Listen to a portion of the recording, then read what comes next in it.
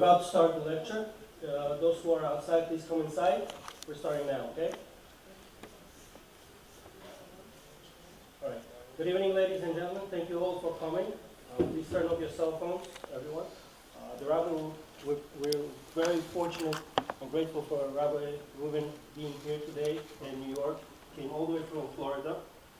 Formerly, he used to live in New York. He'll talk more about his life story as well. Very interesting. Personally, me, I didn't even know about Rabbi Reuven's history, life story. Many people probably start off first knowing about heard from from Wall Street to Western Wall. I didn't know none of that stuff. All I knew, Robert, was the videos that you, Rabbi Mizrach, and many other group, the videos, animated version, and from there the Torah, and that's how people usually get attached to it. And I used to love and watch and listen to those shiurs, and then little by little, I'm like, who's Bezrat HaShem? Because I seen this other logo. I'm like, who's Bezrat HaShem? Kind of started investigating and looking into it. Oh, yeah, there you have it. And then somehow I got in, I saw a video from Wall Street to Western Wall. I'm like, wow, fascinating. Those who know, you'll hear more about it tonight. Those who don't, and hopefully you'll have a chance to get to it. Anyway, long story short, without further ado, Rabbi Yaron Reuven, the floor is all yours.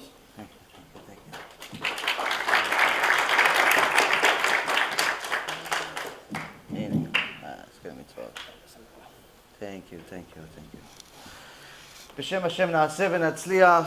Shiur Torah. First of all, thank you very much for inviting me to this very beautiful shul. Baruch Hashem, Yishtabach Shemo. This is a big kavod for the Torah.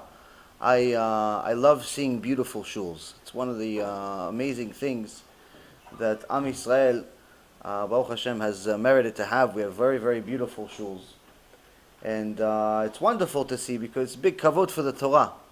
It's a big honor for the Torah in a time where people invest so much money into their houses, so much money into their cars, so much money into their business, so much money into everything else. And many times you see that rich communities, they have like a little rinky-dink operation of a shul, like it's a hole in the wall that you go, you pray if you want, you don't pray if you don't want. Sometimes the air conditioner works, sometimes there's no air conditioner, but just make sure don't complain because we'll kick you out.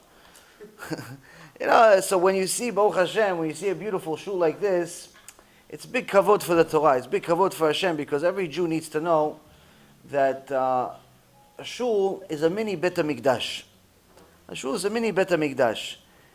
If the Mashiach decided, HaKadosh Baruch Hu gave him permission, he decided to come tomorrow. What do you think? He's going to use the stones of the ugly shuls to build a nice shul? No, he's going to look for shuls that have kodesh in it, that gave kavod for the Torah. But on the other hand, I've seen many beautiful shuls in my life, and I usually don't talk about it. And the reason why is because a beautiful shul is only half the battle. The Gemara in Yerushalmi, Masechet Shkalim, Perek Chet, the last Perek in the Perek Chet, Alacha Chet, says there's you can put it here. There's a conversation between two of the tzaddikim. Between two of the tzaddikim. Two of the tzaddikim are walking. And one of them says, look at this town and all the beautiful shuls that my family built here. One shul, two shuls, Yishtabach Shemo, 3, 4, 5, what? Now you would think the other tzaddik would say to him, wow, what a family you have, Chazaku Baruch, Ashrechem. What does he say? Oh, woe unto us if this is what your family wasted their money on. What do we learn from here? The Tana Kadosh is telling him, woe unto us if this is what your family is wasting on. Why?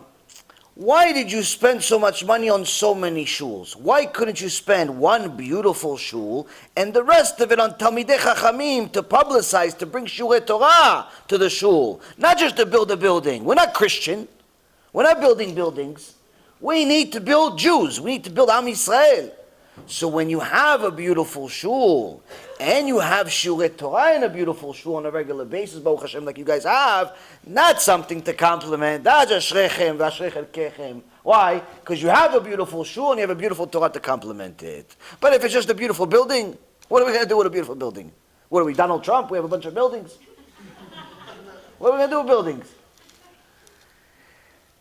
Any Jew that thinks about it could arrive at the same exact conclusion. Well, you think a little bit about it, says, yeah, we have building. People want to build buildings in this generation. Every organization wants to build a building. A building for this, a building fund for this, a building fund for this. We have a fundraiser, $1.5 million in 24 hours to build another building. Another fundraiser, $1 million in 12 hours in another building. And everybody wants to build buildings.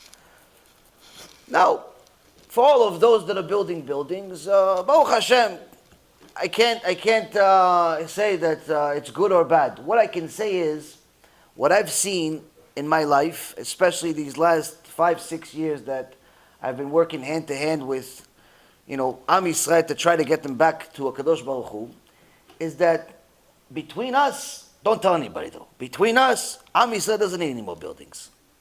He doesn't need any more buildings. You know what we need? We need Jews. We need Jews. We need Am Yisrael, not the buildings for Am Yisrael. We have buildings, Baruch Hashem. Am Yisrael has so many buildings, we can build a building to just to say how many buildings we have. The building with all plaques on all the walls of all the buildings we have. What do we need? We need Jews. We need Jews to come back to HaKadosh Baruch Hu and say, HaKadosh Baruch Hu, we love you, we're sorry, we're not serving you like we're supposed to. Not buildings. We need people to understand what does it mean to be a Jew. And in today's generation, it's very difficult for people to be upfront about what it means to be a Jew. Now, most of my life, I lived a secular life. I was born in Israel. I came to the United States with my family when I was 10 years old, and almost 30 years ago. And in Israel, we went to what's called a Masorti school, meaning you wore a kippah, you wore a tzitzit, but you went to the beach on Shabbat. So it's a Masorti school. Masorti, Masorti, Arav Yagen Alav Shalom, you say Masorti. Masorti means Masorti. It's a saw, a T with a T shape. So every day you cut another mitzvah. Every day you cut another mitzvah. That's what's Masorti. Masorti is you keep whatever you want. Every other day you cut another mitzvah. You don't feel like it. So in today's generation, Ishtabach Shimo, we have what's called modern Orthodox. Orthodox wasn't enough, we added another name. Modern Orthodox, with a modern version. It's like a Jew with a Ferrari. What's so modern about the modern Orthodox? Well, he's modern. He's modern with the modern Orthodox. What's the modern with the Orthodox? Modern Orthodox means that we are like the Masorti of 30 years ago, where, what do? If we don't like this mitzvah, we cut it out. So unfortunately, where I live in Florida, Ishtabach Shimo, there's a lot of modern Orthodox keilot, and a lot of very nice people, but some of them forgot their clothes at home. They go to shul, but the clothes stay home. But they're modern Orthodox. They go to shul, but there's like for example, I think if anybody wants to go into business, Florida and New York have the same problem. There's no clothing stores. They only sell underwear today. I don't understand. How come they only sell underwear? How come they don't sell clothes anymore? When I was a kid, they used to sell clothes. Today, they only sell underwear. I get to the airport, I only see people in underwear. I say, well, where's the clothes? How come nobody has any clothes on anymore? How come? No, but man, you think about it. You think about it. You go in the streets. When I was a kid, the stuff that people walk around in the streets, you barely were allowed to go to sleep with it. Today, they walk around in the streets with it. Why? What happened? What happened to us? And I'm not talking about the Goyim. I'm talking about Am Yisrael. Let's talk what happened to us. What happened to us? At some point along the line, we lost our sense of busha. We lost our sense of shame. We lost our sense of pride of being a Jew. And we forgot what it means to be a Jew. We forgot that Or LaGoyim, light to the nations, doesn't mean be a light to the nations by being like the nations. Be a light to the nations by being different than the nations, by being a leader to the other nations, not trying to mimic them, not trying to replicate them, not even trying to be jealous of them. If you want to tell your kid about someone to look up to, instead of using your Shulchan Shabbat to talk about Donald Trump and all of his buddies and all of the rich people on Wall Street, we're supposed to talk about Moshe Rabbeinu, Rabbi Akiva, all the tzaddikim, all the Tanaim. But unfortunately, this is not news. This is a reality check. So how come this all happened? I can tell you how it happened to us. Almost 30 years ago, we came to the United States, and we didn't really think much. We didn't really think much about how wide of a difference it would be for a kid to grow up being surrounded by non-Jews. So my parents made a decision to say that since they didn't have much money, they sent us to public school. Now, me and my brothers went to public school. I have 3 brothers, Baruch Hashem. And we went to public school. Now, what happens to you when you go to public school? Anyone that have, you probably in the Beit Knesset, you probably have a copy of the set of Me'am Loez. In the set of Me'am Loez, you'll see in the, I believe it's a Parashat Yitro. And Me'am Loez says that a parent that sends their kid to public school to learn with the Goyim, in Shamayim, they count that parent as an idol worshiper. Wait, but he didn't worship an idol. All he did, he sent him to public school. He sent him to PS 60-something. He sent him to PS 90-something. He didn't send him to the church. He just sent him to a public school. What's the problem? A Rav Kuli that used to fast for a week at a time when he was writing the Me'am Loez, he would fast from Shabbat to Shabbat. The whole time he's learning Torah, no eating, no drinking, no breaks. Learning, he would fast for a week at a time. He writes in his book, one of the most extraordinary books that's ever been written in the last 350 years. He says a parent that sends their children to public school, in Shamayim they write down, oh yeah, here's Steve, the idol worshiper, that took his kids to pretty much idolatry. Why idolatry? Because you have to do the math. Who is wise? Someone who sees what will be born out of their actions. What will be born out of sending your child to public school? What could possibly be born? He's not going to be born Rabbi Akiva. Moshe Rabbeinu did not go to public school. What will be born? What will be born out of somebody that went to public school? What do you think? The new Gedol Hador is coming from PS something? No. What's going to come? You're going to have a kid that's cute, it's funny, it's Jewish, but by the time he graduates, he's a goy, he's cute, he's funny, he's a goy though. Something changed. What changed? He became a goy. Why? He's surrounded by goyim. He's surrounded by non-Jewish kids. And even the Jews that are in the school with him, they're also surrounded by non-Jewish kids. And everybody wants to be like their friends, just like the Rambam writes in Ilchot Tshuva. He says you are going to be a product of your environment. Sigmund Freud, the scientist, the psychiatrist, didn't invent it. Rambam wrote it already 700 years before him. You are a product of your environment. When the battle between nature and nurture, nurture wins. Meaning, you will be a product of your environment. You're surrounded by goyim, you'll become a goy. You're surrounded by Rashayim, you'll become Rasha. You're surrounded by tzaddikim, you'll become tzaddik. You're surrounded by Jews, you'll become a Jew. So how can we make this mistake? Because sometimes the Yetzirah is like Paro. What did Paro do to Am Yisrael? Paro knew that Am Yisrael is more numerous than the Egyptians. There was more Jews. There was no Am Yisrael than there were Egyptians. But Paro kept them busy. What did he do? He gave them a lot of work. A lot of work. So even when their Mashiach, Moshe Rabbeinu, came to help and save them, they told Moshe, we're too busy. We're too busy. He said, I'm here to save you. I'm here to save you. You're waiting already 200 years. He goes, yeah, you know what? Come back tomorrow. What? Come back tomorrow. I'm here to save you today. We're busy. We have to build a pyramid. We have to build the Sphinx. We have to build this. We have to build stuff. We're so busy. Who has time to talk to the Mashiach? What is it? It reminds me. There was one time an old man working in a field, and Eliyahu Navi comes to him. Eliyahu Navi says, listen, as it says in Sefer Zechariah, Eliyahu Navi is going to come before Mashiach. I'm here to tell you, Mashiach's coming. Guy says, okay, what are you, Eliyahu? Okay, Eliyahu, 1 second, I got to go ask my wife.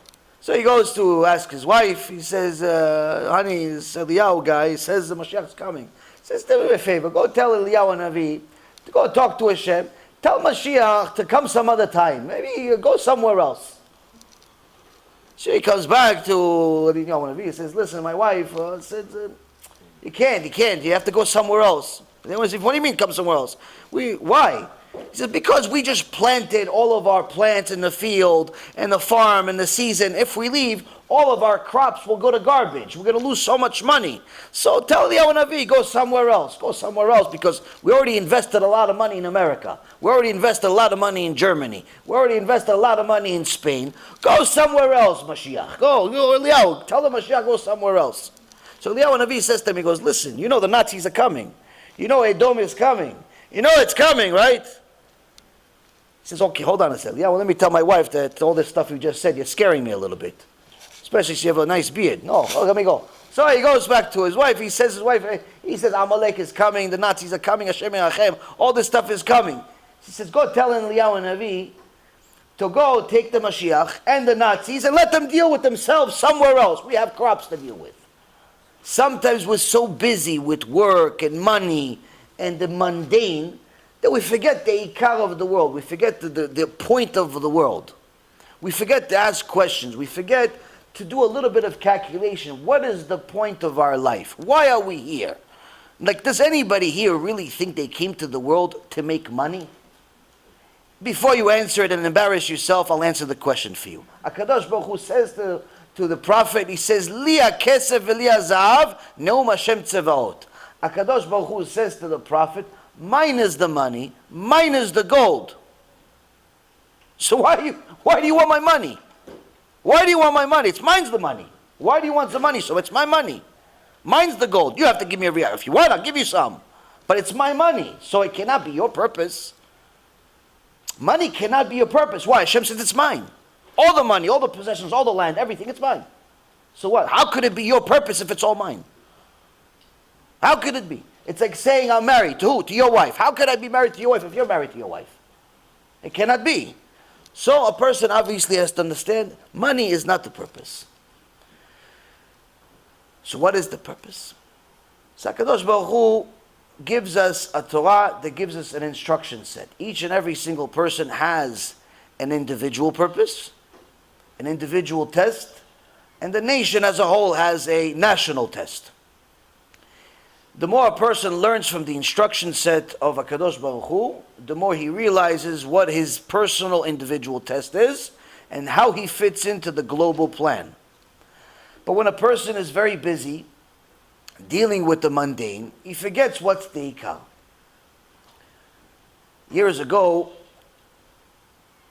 a person by the name of Ovadia, young kid, maybe 16, 15 years old, went into a Bukharian shul, and he was learning there a little bit.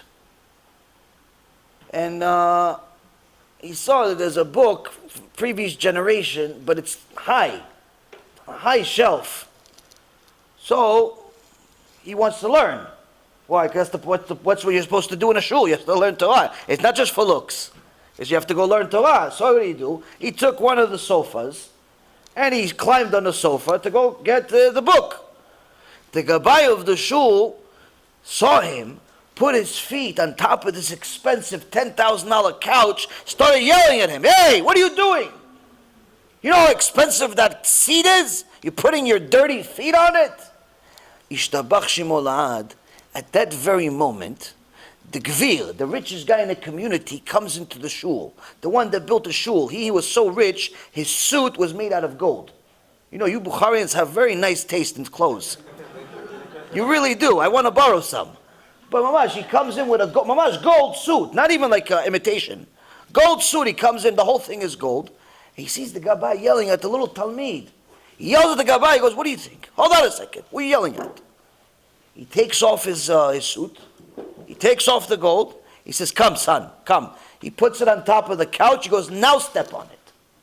Now step on it to go on top of it and get the book for you." The Gabbai says to him, because he's going to ruin your jacket. Jacket is $1 million. He goes, $1 million. That's $1 million. Him learning that Torah, that's priceless. So what's $1 million next to priceless? What's $1 million next to priceless? Nothing. That little Ovadia, you know who that little Ovadia was? It ended up becoming Rav Ovadia. Allah Shalom. Became the Gdol Ador. He was surrounded by good people. And Baruch Hashem, the Bukharian community has a lot of schuyot because the Bukharian community has Kvod Torah. All we need is to add more Torah. We have to add more learning Torah. Like we're doing today, like you did before, like you did yesterday. Every single day we have to learn more and more Torah. Why? Because that's the only way we're going to ever arrive at a clear conclusion of what's the purpose of our life. When we came to the United States, we didn't know any of this stuff. So we went to public school, and little by little we became goyim. Within a few years, I had 4 earrings. Within a few years, my dream was to become a football player, and then after I finished my career, to become a psychiatrist. You know, no inkling of Judaism whatsoever. I mean, yeah, once in a while we would go to shul for the holiday. You know, we'd fast on Yom Kippur by sleeping the whole day. You know, we'd celebrate Pesach by eating matzah one day and the rest of the time putting chocolate on it with some water so it became edible. That was our holidays. I mean, it was a superficial Jew. People would ask you, what are you? I said, I'm a Jew. Okay, wow, what makes you a Jew? I said, I don't know, it's my mom's fault. What makes you a Jew? What makes you a Jew?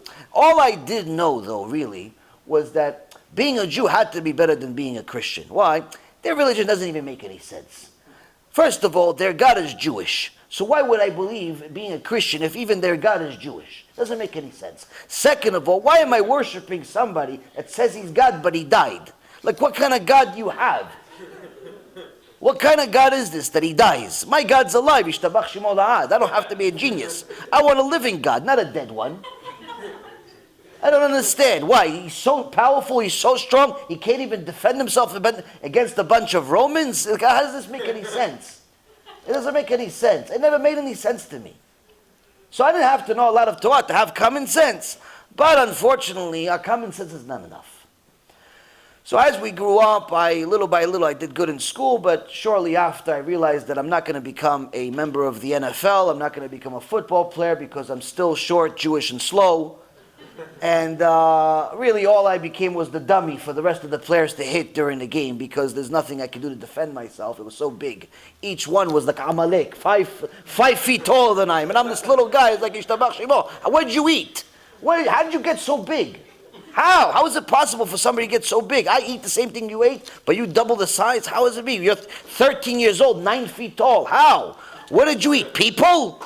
What did you eat? I never, because in Israel there's no such thing as such big people. I never saw such big people. I saw, mamash, I was 13 years old. One of my classmates at 13 years old had a beard. He was a classmate, he had a beard. I said, how's it possible? He's 13 years old. Didn't make any sense. This America was big on me. But little by little, you become American. And you do good in school, and you work hard, and you want to make something out of yourself. And I worked all types of odd jobs because I wanted to make money. I wasn't a bum like the current generation that wants their parents to pay for everything and anything that they have. Abba, I want a car. Go work. Abba, I want a house. Go work. That was the answer we got. Abba, I want a car. Go work, son. You want a car? Go work for it. Abba, I want a house. Go work for it. We didn't ask Abba for anything. Why? Because we knew the answer. You want something, go get it. This generation, Abba, want to eat. Okay, son, you're 18 years old. Let me feed you. You're only 18 years old. Let me feed you. No, say, What He's 18 years old. Yishtabach Shemo. 35-year-old kids still living with mommy and daddy. What happened? What happened to the generation? I don't know. Something, you see, guys, you're all laughing because you know it's true. But something happened in the last 30 years. Something happened. There's like a glitch in the system. Something happened. I don't know what happened, but something happened. They announced in England a few months ago, new educational system for 5-year-olds. What? If you are a boy, but you don't want to be a boy, we will have a former boy that's now a girl teach you how to be a girl when you're really a boy. They're having a transvestite teach 5-year-olds about how they should, maybe if they don't want to be a boy, they want to be a girl, or if she's a girl, she wants to be a boy, how it's an option now.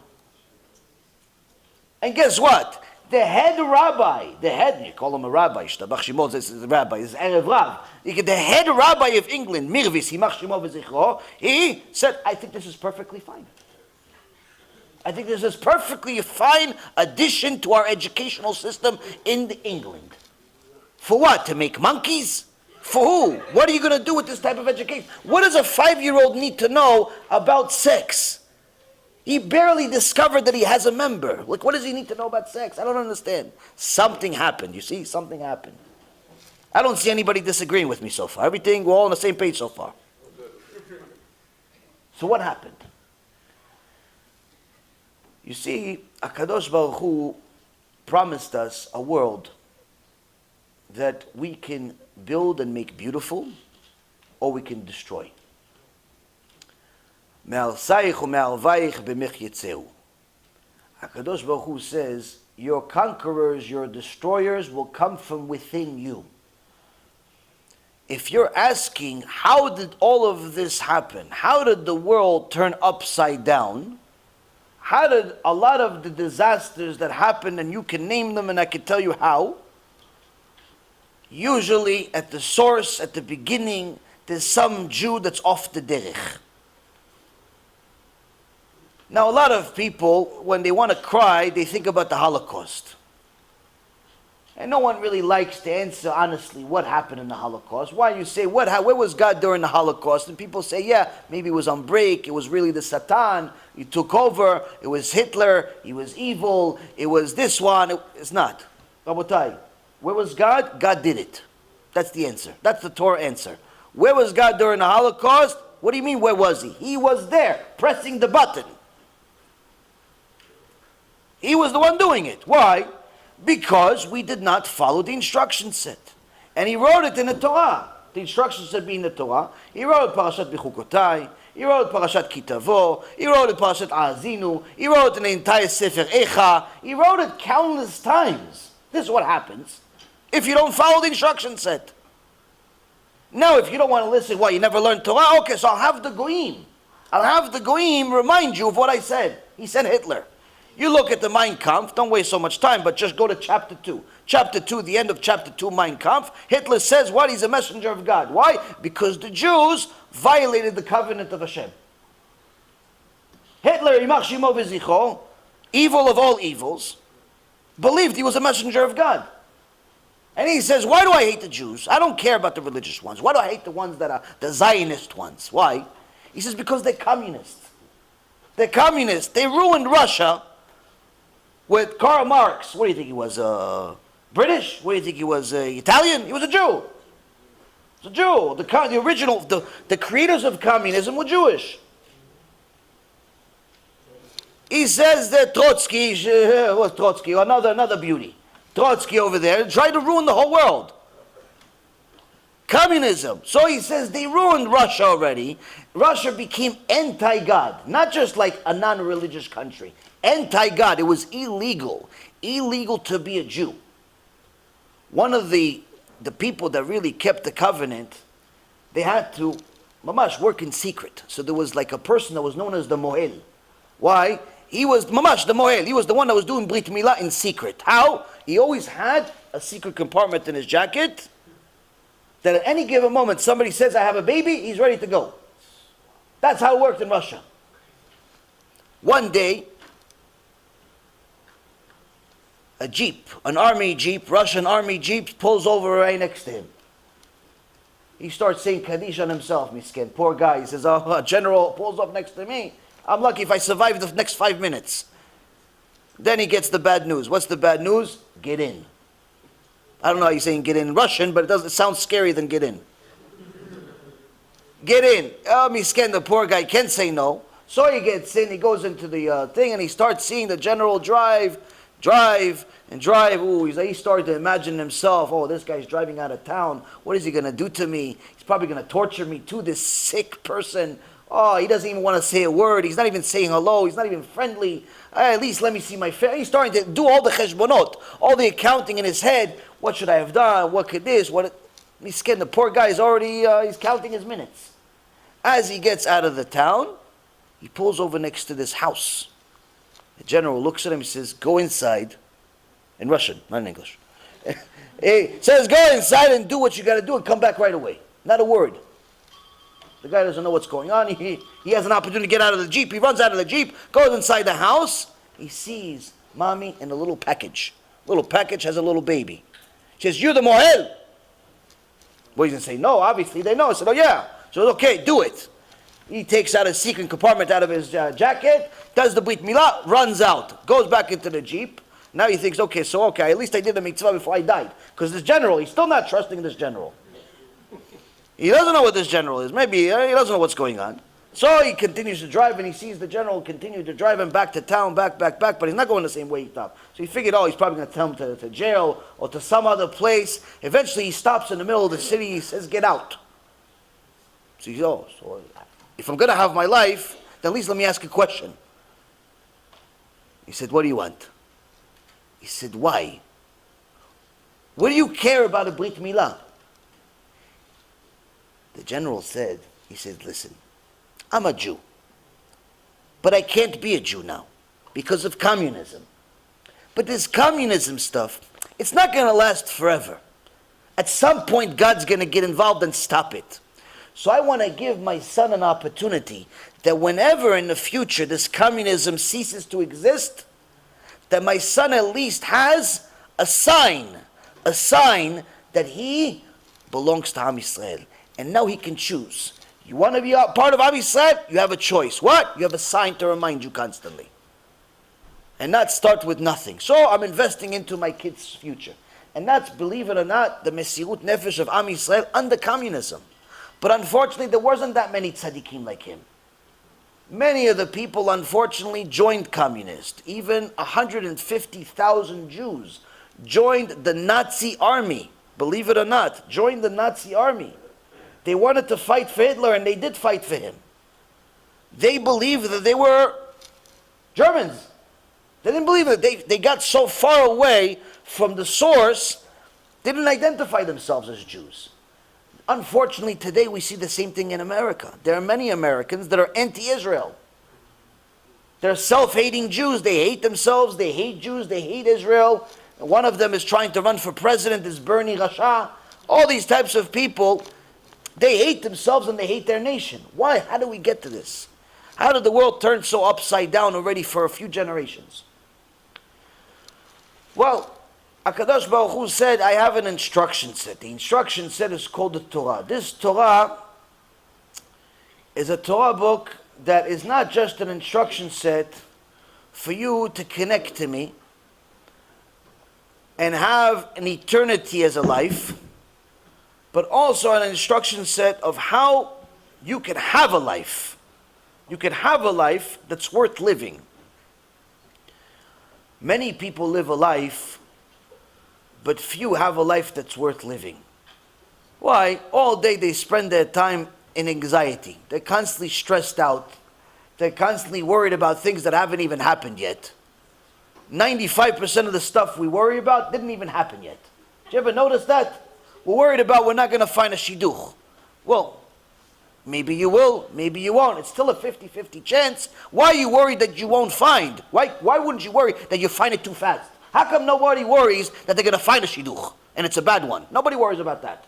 Everybody worries they're not going to find a shidduch. Who told you that the shidduch is a good one? Or we're not going to have any money. So therefore we decide not to have more kids. Who said you're going to have kids? How come nobody worries about the kid part not working? How come everybody says, HaShem commanded us to have kids, but I can't fulfill this commandment. Why? I don't have the money. I don't have the money to pay for the kid. So what kind of God do people believe in? Some evil, psychotic God? That he told you to bring kids to the world so you could starve them to death? Like, is this really within our logic? Like what? He told you, bring a kid. You are going to bring a kid and not going to have any money to pay for him? You're going to starve to death? This is the only reason why people don't have kids. They say, I can't afford another kid. Who says you can't afford it? Or my current financial condition. Who says that your current financial condition will stay current? Who says? You see, the problem is that we constantly do the cheshbonot shamayim. We constantly do the accounting of heaven, and that's what gets us into trouble. We think we can't do, and therefore we're right, we can't. When I got a little older, I fell into the same trap. And I realized that in this world of America, in this world, you have to have money. So I already started working when I was 10, 11 years old. I had paper routes, I had worked at flea markets, sold electronics, anything and everything that I can do. Eventually I got into Wall Street, started making some money. Within a few years I became a multimillionaire. Believe it or not, doing legitimate business. More details of that are going to be told in tomorrow's shiur. I don't want to repeat the same shiur twice. But needless to say, I found out, or I discovered, what Shlomo HaMelech has meant this whole time. For 3,000 years, he's been saying something and no one wants to listen. What does he say? He says, all this materialism, all this money, evel avalim, it's all nothing, it's all nonsense. Like if you're going to invest your whole life for materialism, you're going to be heavily disappointed. Why? Because it is impossible, and I repeat, it is impossible to attain happiness by acquiring materialism. It is impossible to become happy due to your materialism. Impossible. Meaning, it doesn't matter how much money you have, it will never, ever, ever, ever, ever, ever again, just to the 10th power, never ever change your happiness status. It can acquire you cool stuff from Amazon.com. You can buy some stuff from eBay. You can go to the car lot and buy whatever car you want, depending on how big your credit is. You could buy a house and show off that you have 18 rooms, even though you only have one kid and a dog, so each person has 3 rooms. You have stuff like that. You could arrive to the lawsuits when people sue you with a limo, all types of fun stuff. All types of fun stuff. But as far as happiness, zero. Now, if I was broke at some point and I didn't know anything about money, then I tell you, who is this guy? What does he know? But at one point, I made $1.6 million in one day. At another point, I got to a point where I was making literally on a bad month $200,000-$300,000. Baruch Hashem, all the money is gone. I lost every single penny. But the good news is that I actually learned a lot while I had it. I learned that it's a complete waste of time to dedicate your life to acquire money. You can do good stuff with money, don't get me wrong. There's stuff that you need to do with money. You need to eat, you need to drink, you need to publicize Torah, you need to do mitzvot, and so on and so forth. But if your goal is to get money because you think that you need the stuff that the money gets you, and that's the only way you will attain this happiness, you're already in the wrong direction. You're going the wrong way. And your life becomes a life that's not worth living. At some point, all the money in the world stopped meaning anything to me. It was fun to make it. It was a challenge. Every month I would try to beat the previous month. But after a while, even that got boring. Okay, so what are you going to do? Okay, so now there's another million. Okay, so now there's another 100,000. So now there's another 50,000. So now there's another 5. So what? What are you going to do with it? And I was asking some young man today. We were having this discussion. And he says, well, materially, money is good. I'm like, what? Why? What's good about it? I could get stuff. I'm like, okay, so let's say you got the stuff. What do you do then? Because what kind of stuff did I get? I said, whatever stuff you want. It's free. It's on me, I'm paying for it. What kind of stuff do you want? You want a big house? I said, okay, sold. What a big house? 10 rooms, 20 rooms? He goes, 20. I said, okay, it's all. In our imagination, it's free. 20 rooms, you got a house. Okay, now what? What are you going to do with the house with 20 rooms? I said, I'll live in it. I said, what's the difference after 3 days between the house of 20 rooms versus the house of 2 rooms that you have right now? In the beginning, it's nice, wow, look at this room, look at that room, look at the pool we have inside, look at the shower with the golden thing and the golden that. After 3 weeks later, guess what? Yeah, it's my house. Let's get out of here. Let's go to work so we can pay for this house. You don't care about the house anymore. Why? It's just walls. Just walls, it's nothing. Same thing with a car. Same thing with all of the materialism. Why? The Torah teaches us this. Torah says that when the Bet HaMikdash is built, the third Bet HaMikdash, Be'ezrat Hashem, will be built, the Sefer Yechezkel says there's going to be certain rules that we cannot follow today because we don't have a Bet HaMikdash. One of the rules is that if you enter the Bet HaMikdash from the northern gate, you're not allowed to exit the Bet HaMikdash from the northern gate. You have to exit from the southern gate. Yeah, but what about, the Bet HaMikdash is big, huge. I parked already by the northern gate. You want me to go all the way around? You know how long it's going to take me? I have an appointment. I have a doctor's appointment. I have a this appointment. I have a lot of appointments. I'm a busy guy. You cannot leave. Why? Because there's a rule. If you enter the northern, you have to leave in the southern. You enter the eastern, you have to leave in the western. Why? For what? A Chassid Yavitz, a couple of 100 years ago, gives a fantastic shiur about this. He says the following. He says HaKadosh Baruch Hu is already trying to teach us something that if we learn from it and we just take this and apply it to our day-to-day life, our life changes. He says the following. He says HaKadosh Baruch Hu knows his creation. The Creator knows his creation. He knows what he created. He knows that if his creation enters the room, for the first time sees the Bet HaMikdash, wow, what a beautiful Bet HaMikdash. Look at the gold. Look at the chandeliers. Look, wow, ooh, it's excited, right?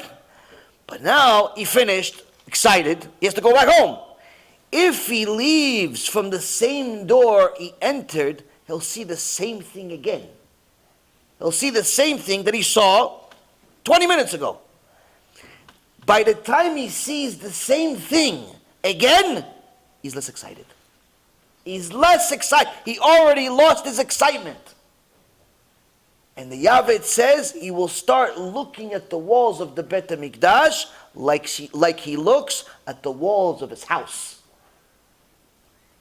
And Chas v'Shalom for Am Yisrael on such a day, when we look at the Bet HaMikdash like we look at it like our house. What do we learn from here? We learn that naturally, the creation, us, has no ability to appreciate materialism for an extended period of time. Meaning every material possession that you have, it's only a matter of time before you, that spend your hard-working money on it, lose interest in it. That's why Rav Yagen Alav Shalom used to say, instead of saying, I bought this for 2,000, I bought this for 3,000, I bought this for 500, all the prices that people say, oh yeah, you see this suit? Wait, this suit is cheap. I got this for 2,000. Oh, you got a discount. I got mine for 5,000. You know, people compete. Who paid more? Who paid more? But he said you shouldn't do that. What you should say, I got this for 3 months. I got this for 6 months. I got this for 1 month. Why? Because you spent 3 months making the money to pay for the suit. So that's really what you spent. You didn't spend 3,000. You didn't spend 5,000. How much do you make a month? You make 2,000 a month? Okay, so $6,000. That's 3 months of your life. You spent 3 months of your life to buy a suit. You're a genius. You and Einstein in the same book we're going to put you. You're literally, this is what happens. One time we had a friend that had a sister. And he told me something I never, even when I couldn't believe it. I had to see this for myself. He said his sister, she married some poor guy that all he did was work. And he saved a little bit of money. He saved $50,000. That was their life savings. And now they're having shlom bayit They had shlom bayit problems. Why? Because she wanted to use the life savings. So I said, to buy a house, because that's what all you guys are thinking, to buy a house, right? That's what she wants to use, the life savings. He said, no, that was the problem. I said, what was the problem? He said, no, you don't want to know. No, I said, tell me, what? He says she wanted to take the $50,000 to go buy a handbag. There's a handbag that apparently costs $50,000. And she was willing to divorce him and leave him with the 2 kids if he didn't give her the $50,000 to go buy the bag. Now all of you are saying, hopefully, so he's single, right? Unfortunately, he's still married to this moron. Why? He gave her the $50,000 to buy a bag. The poor guy works day and night, gave his wife the $50,000 to go buy a handbag. A handbag. Now even as a joke, it's not funny. But this is what happened. How could this be? When people are so empty inside because all they're trying to do is acquire material in order to satisfy this hole that they have inside, little by little they realize that it's impossible to fill this hole, this void that we have. And that's why when you want to admire somebody, you should never admire a rich person as far as materialism. If you want to admire somebody, admire the poor guy. Admire the poor people, not the rich people. And the reason why is because the poor person has something that the rich guy can't buy. It's called hope. You see, the rich person, the reason why the US government, when they did a research on suicide, they discovered that suicide is a rich person's problem. Unfortunately, a large part of the suicides are actually committed by very wealthy people. Over 72% of suicides are by people that are wealthy. 72%. It's a statistical anomaly.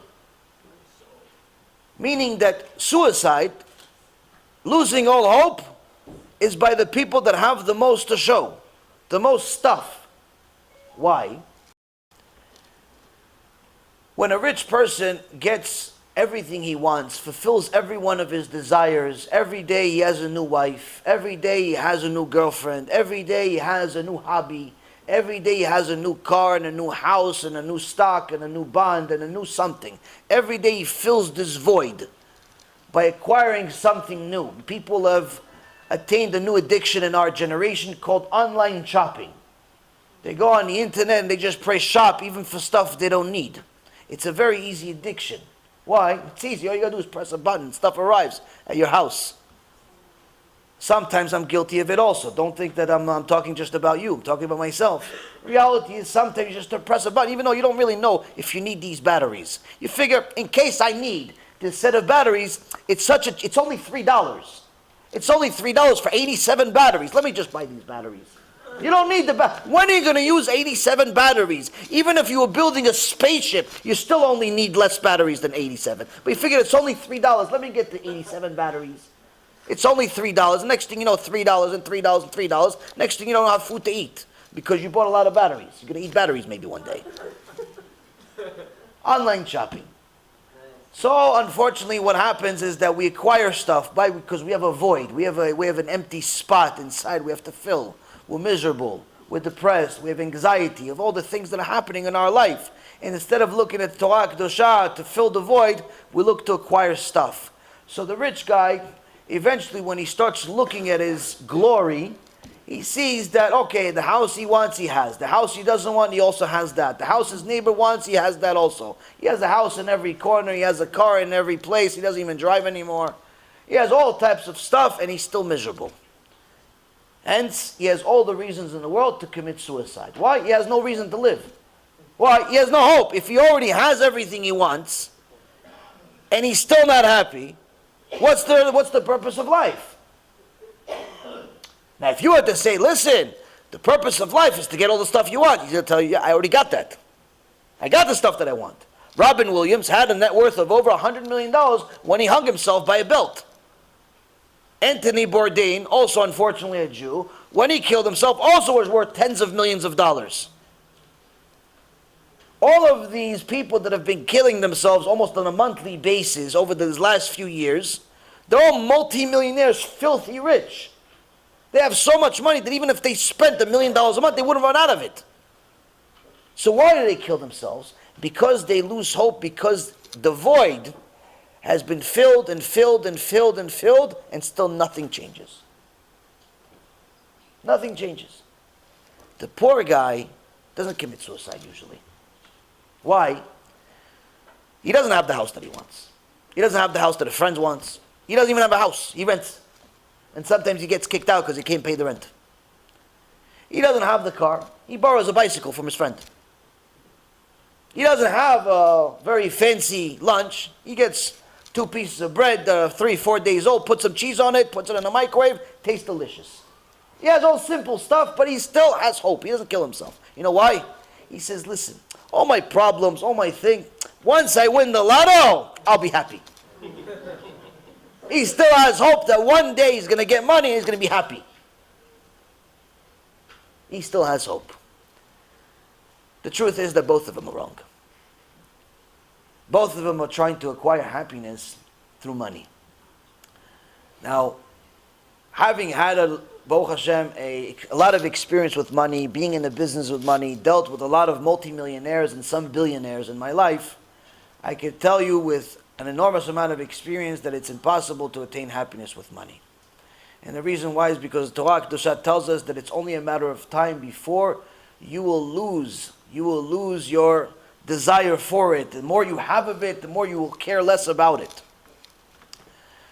You'll become desensitized for the pleasure that I gave you. The first $1,000 that I ever made in my life when I was in the brokerage business was the best $1,000. It actually felt better than when I made 2-3 million. Why? At that moment, it was still brand new. The $1,000 was crispy, was clean, was beautiful, was the first thing I acquired through hard work. By the time I made $1 million or $2 million, it's like, I did this so many times already. Who cares already? Like, what else is going to change? I'm not going to get another house. I have a house. What do you know? How many houses can you live in? I'm not going to get another car. I already have a car. How many cars can you drive? I'm not going to go spend $30,000, $40,000 on a watch. I can just use my phone for free. You know, some people are in the jewelry business, Baruch Hashem, and good for you that you have customers that are willing to spend all that money on that jewelry. I'm just not one of those, even though my own family's in the jewelry business. I was always a terrible customer. Always a terrible customer. I never saw the value of it, but some people do. Good for you. My wife, Baruch Hashem, she liked it once in a while, and some people like it, some people don't. I never understood it. But that's fine. It doesn't make it wrong. It just simply, people have different tastes. So, I looked at material possessions as for what? So what I would take my money and I would either give it to people that needed it, or I would invest it into the business. But eventually, even that lost its meaning. So, HaKadosh Baruch Hu was talking to me indirectly. Was trying to tell me that, son, you didn't come into the world to make money. You didn't come into the world to have a life just about money, that from morning to night all you do and talk about is money. There is a time that you have to separate yourself from the mundane. Once a week, there's a day called Shabbat. And that day is a day that you are supposed to do the opposite of what you do the rest of the week. If you do the opposite of what you do during the week, during that day, then the rest of your week is blessed. If you don't, the rest of your week is cursed. Now, Torah doesn't repeat things very, very often. Usually, you'll see that the hand of Hashem did not waste even a single letter, did not even insert a single letter if it wasn't meant to be there. Every single thing that's there was there for a reason. Sometimes you'll see the same exact word spelled in two different ways. It both makes sense, but here it needed to have an extra yud or extra vav or an aleph, but in another place it didn't. Why? Because there's something that we can learn from there. For example, the Torah codes professionals, people that know how to discover and see how to identify Torah codes, recently discovered something very interesting. The Torah tells us that Bereshit bara Elokim et hashamayim v'et haaretz. HaKadosh Baruch Hu in the beginning created the heaven and the earth. And then later on, only on the second day, He created the angels. And later on, He created human beings. Created animals, and later on He created human beings. And that's why when He said, let's create man, He said let's, meaning as if He has a partner. As if He has a partner. That's when people ask, what does it mean? How come it says let's, as if there's more than one God? No, there isn't more than one God. It's just that Hashem, in essence, asked His other creation, the angels, what do they think about it? Now Rashi says, we know for sure that Hashem created the angels on the second day. On the second day. But there's no pasuk in the Torah that says Hashem created the angels on the second day.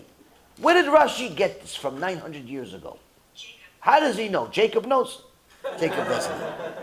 How does he know? How does Rashi from 900 years ago know where the angels were created? Maybe Jacob knows, he'll call back. But how come? How does he know? So the Professor Rip, the foremost expert on Torah codes, found an extraordinary code. He says if you look using Torah codes on the pasuk of the second day of creation, you will see an equal mathematical skip the word malachim. Malachim meaning angels. Inside the verse that talks about that Hashem created the second day. Only place in the Torah you'll find it is here. You'll find the word malachim in different places, but not as a Torah code like this.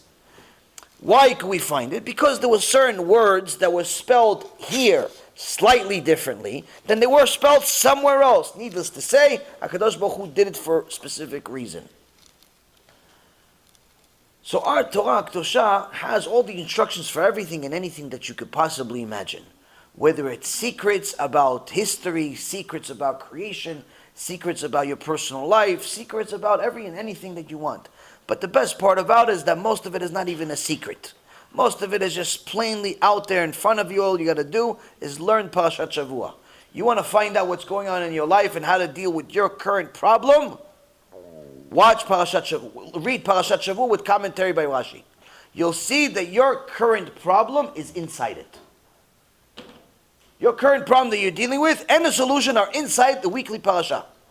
It's one of the greatest signs that the Torah is not only something that was written by HaKadosh Baruch Hu, but even more so, that the creation is being recreated on a day-to-day basis. Now, once I discovered that the mundane is not going to fulfill my personal void, I started looking at other things. I started looking at other wisdoms. I started reading all types of philosophy. I started reading Nietzsche, Aristotle, The Art of War from the Chinese, all types of different intellectual books. Started learning again psychiatry, psychology. Started looking into the wisdoms of the world. My wife, God bless her, she saw that I'm spending a lot of time reading about, aside from financial stuff, because I was in the financial business, I was also reading about stuff to get answers to life. So she, God bless her, she said, you know what, why don't you try this old book? I said, old book is good. What kind of book? What did she give me? A Tanakh. She gives me a Tanakh. I said, this? I'm gonna get answers from this. What? From Moshe Rabbeinu who's going to tell me how to live my life? She said, yes. I said, Moshe, really? How do you know? She said, it's in there. HaShem wrote this book. God wrote this book. I looked into the book, and I didn't know so much. But all I knew is I didn't understand anything. Why? It didn't have any commentary. All it had was just the basic words and the English translation to it. I understood a little bit of Hebrew because I was born in Israel, and I understood a little bit of the English, and I knew that the English translation wasn't really a good translation of the Hebrew. It was a JPS Tanakh, and unfortunately JPS Tanakh is not the greatest translation. It's unreliable translation. And I saw there's a lot of issues here. It doesn't make any sense, but either way, okay, so how is this story going to help my life? I never really understood that you're supposed to delve into the words, find out what the giants of previous generations found by looking at each one of the verses. I never knew you could do such a thing. So little by little, I looked at it whenever I had time, but I lost interest because I didn't know what I was doing. HaShem had mercy on me. One day he sends me a very serious Talmid Chacham by the name of Rav Ephraim Kachlon, who happens to be my cousin, that showed me a world that I never knew existed.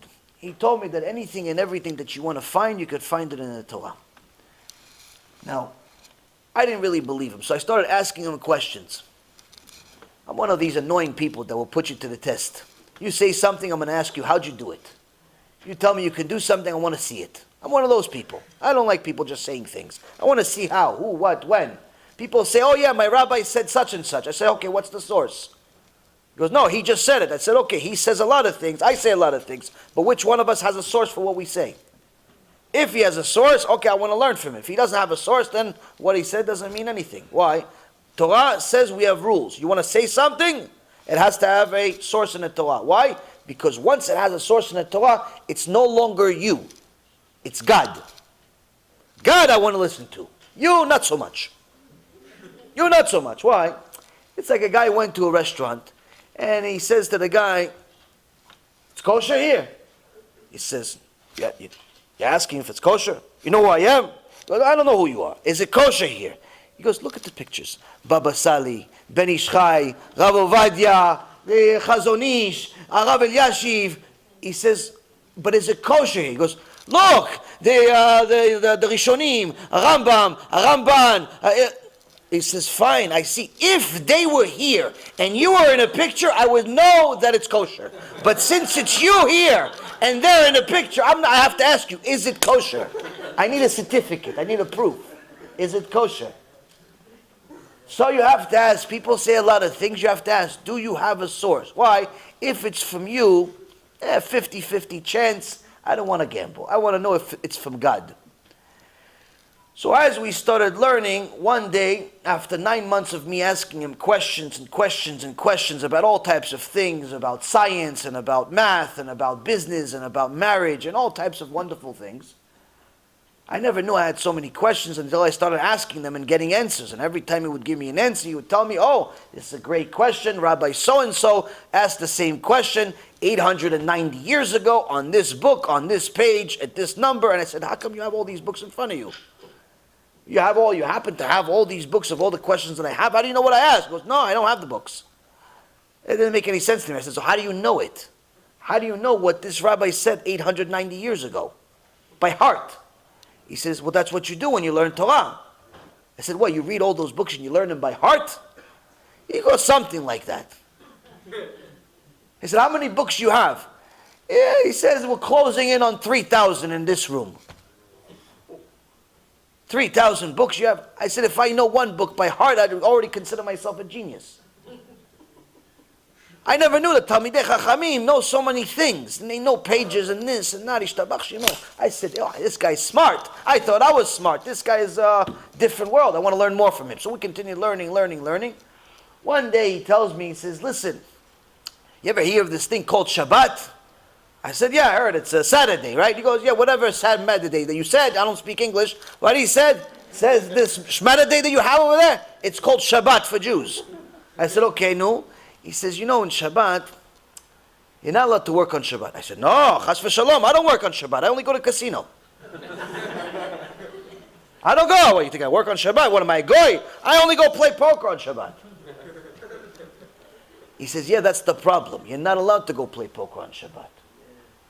I said, what? Why not? What does Hashem care about me playing poker? He says to rest, right? I'm resting. I'm resting on a poker room with 50,000 in front of me. What's the problem? He says, no, that's not what you're supposed to do. And he starts explaining to me there's Melachot, 39. He starts confusing me. I said, ooh, what, when?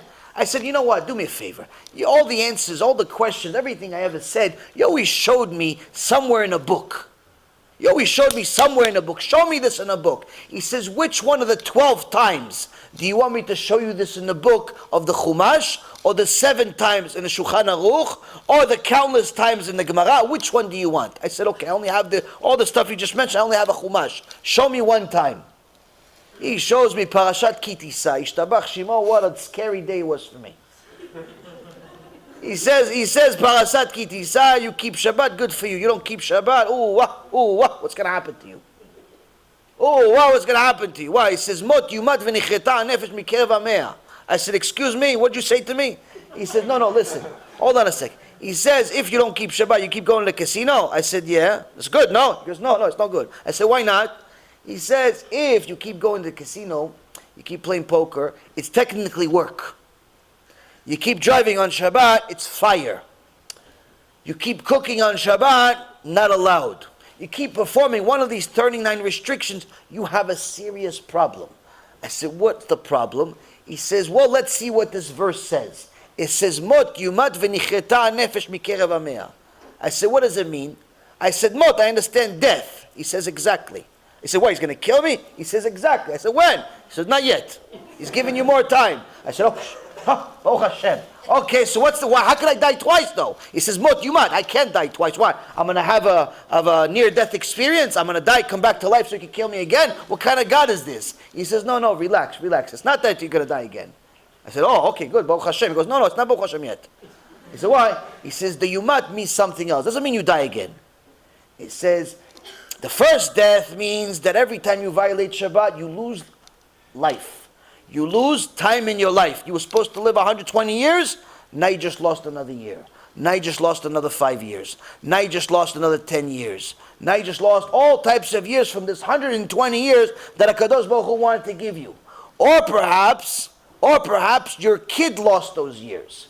You have Ishtabach Shemot, 3 little beautiful kids. You like them, right? Okay, well, how would you feel if one of them goes missing one day? I say, hey, don't say such a thing. He said, no, well, that's what happens when you violate Shabbat. You're killing your kids. Baruch Hashem, I didn't have kids at that time, but I have now. If he would have said it to me, I would have lost my mind. This, Rabotai, is what Torah Kedosha says to us. You violate Shabbat, you're mamash putting your kids in a concentration camp. That's what you're doing. Why? Because each time you violate Shabbat, Hashem takes away years from some account. Until the age of 13, your boy is considered a part of your body. Until the age of 12, your girl is considered a part of your body. Meaning if they get a punishment, it's not them being punished. They're tzaddikim. It's your fault. You as the parent. Little girl, 6, 7, 8, 9 years old, has the machala, Hashem Yachem, has a disease. Guess what? It's because Ima walks around half naked. Little boy all of a sudden loses his ability to see. Yeah, it's because his father keeps looking at girls that's not his mommy. All types of things happen to little kids. Say, oh, why me? Why me? Stop sinning, you'll see. HaKadosh Baruch Hu's not joking. When he wrote the Torah, he wasn't kidding. Even though we think he's kidding, I promise you, he wasn't kidding. So he started telling me, he's like, okay, listen, the first one is cutting days of life. I said, okay, that's enough problem. Because no, I have to explain the second one. It's much worse. I said, what is it? He said, you see, this world, it doesn't end here. This world is just a stage. It's a corridor for as part of an eternal world that doesn't end. And now that other world has names. You call all types of names. And I know. I said, what? Hey, heaven and hell. He goes, yeah, that too. I said, so what happens? He says, well, if a person keeps Shabbat, they go to the heaven place. Gan Eden, we call it in Hebrew. Gan Eden. I said, okay, so what if he doesn't keep Shabbat? There's only one other option left. Guess which one? It's not heaven. That's the hint. I said, for how long?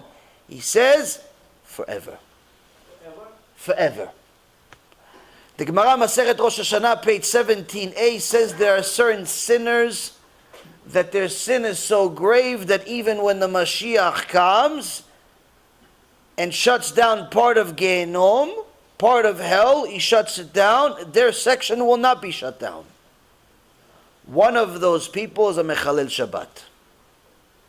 The punishment for violating Shabbat and not doing tshuva is so grave in the eyes of Hashem that he says that if you don't do tshuva in this world, you will not have an opportunity to fix it. Because by violating Shabbat, the Gemara Masechet Sanhedrin and also Masechet Shabbat both say, when you violate Shabbat, it's as if you go out in the middle of the street and say to HaKadosh Baruch Hu, I don't believe in you. So Hashem says, we'll see. We'll see if you believe in me in the end. We'll see. And once you'll see, it's too late. So he says to me, second part says you don't keep Shabbat, this next world doesn't look good. I said, okay, so I died twice, I lost my next world. What's the nichreta nefesh mikerev hamea? What is this cutting the soul? Didn't you already cut me into 500 million pieces by now? He says, yeah, that's the ugly part. He says, oh, I said, this is pretty? He goes, no, this is even uglier. He says, you see, sometimes there's weddings.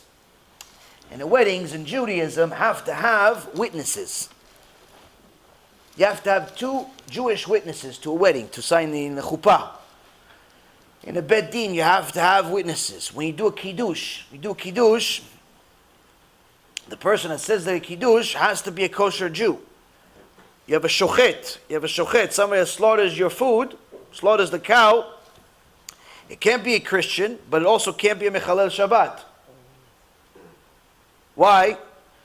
Because a person that's a Mechalel Shabbat is cut off from the nation, which means that until he does tshuva, he's considered 100% like a goy. He's considered 100% like an idol worshiper, according to Halacha. Now Hashem still considers him or her his son or daughter, but they have a status of an idol worshiper, meaning that you cannot rely on them when it comes to Halacha. So if they do a Kiddush on Shabbat, you're not allowed to say Amen. If they say Kaddish, you're not allowed to say Amen. If they slaughter your cow, you're not allowed to eat it. It's tarif. Now, if you probably have Yalkut Yosef, you're Sfaradim, so you probably have Yalkut Yosef somewhere in this beautiful Bet Knesset. In Yalkut Yosef, you're going to see in Ilchot Yom Tov. Ilchot Yom Tov, you go, there's a nice little book about Ilchot Yom Tov. Somewhere in the middle of the book, it talks about Alachot of Yom Tov. And it talks about, what about if you want to cook on Yom Tov, you're allowed to cook on Yom Tov if it's for Yom Tov.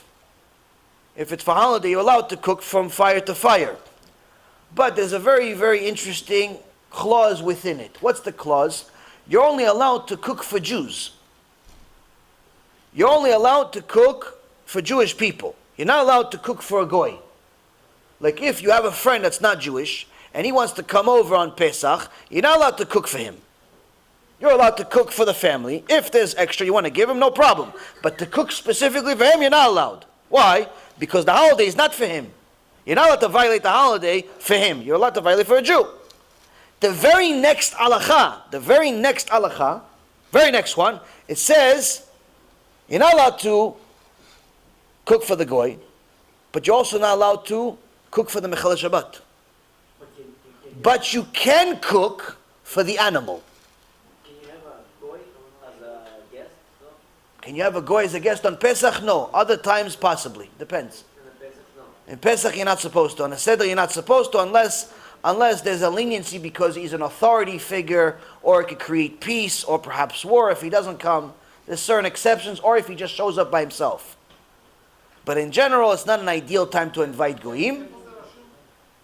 Ilchot Yom Tov. Ilchot Yom Tov, Yalkut Yosef. Ilchot Yom Tov, Yalkut Yosef. So now, he says that you cannot cook for the Mechalel Shabbat. You cannot cook for the goy, but the animal you can.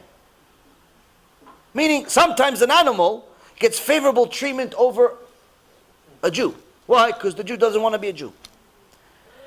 This is not to insult the people that are violating Shabbat. I violate Shabbat most of my life until I realize how much is on the line here. The point is for us to realize what is God's opinion about Shabbat. If God feels so strongly about Shabbat, needless to say, we should take it seriously too. If God says, I hate zima, I hate immodesty, needless to say, we as His creation should also take it seriously and say, okay, you know what? We want to be Kedoshim. Why? Hashem says, Parashat Kedoshim 2 weeks ago, Kedoshim tiyu ki kadosh ani. You be holy because I am holy. What's the number one way of being holy? When it comes to modesty, when it comes to intimacy. A woman that's immodest is considered a machtia rabim. She causes other people to sin. When a woman or a man makes other people sin, she has a very, very serious problem with a Kadosh Baruch Hu. Why? Every one of those people has to be punished because of her. What is she going to get? A reward for that? No. So, when we start doing the accounting, we start realizing maybe our logic is not such a reliable logic. Our logic is not such a good one to follow. Maybe we should look at this book and see what it says. So little by little, I started looking at the book. Now along the way, I had a lot of health crises, a lot of financial crises, a lot of crises of all kinds. The money that came in was starting to run out faster than it came in. The body that was healthy became the sickest body that you can possibly imagine. I went to over 50 different doctors just to try to figure out a diagnosis. No one would have a even remote idea of what's wrong with me. But HaKadosh Baruch Hu when he wants to get your attention, he has a very, very interesting way of doing it. And I promise you, it's not always fun and games. One of the times, after one of my surgeries, it didn't really work out so well. I was in pain constantly. But I don't mean pain like ooh, ow, ee. I'm talking about screaming at the top of my lungs 24 hours a day as long as I was awake. Now you would think that if some rich guy is in pain, surely he could afford to buy some painkillers and some good doctors. Well, HaKadosh Baruch Hu says, you can have all the money in the world, but I'll decide what happens with it. So after screaming and yelling and bleeding from my eyes and my ears and every other hole that I had and didn't have, all types of wonderful adventures, eventually they realized, well, you probably need to go to the emergency room because you look like you're dying. It's not a good look, this blood from your eyes thing. So don't go for a modeling shoot if you're bleeding from your eyes, guys. So I went to the hospital. It's a very good hospital. It's called NYU. NYU, New York University Hospital. Fantastic hospital.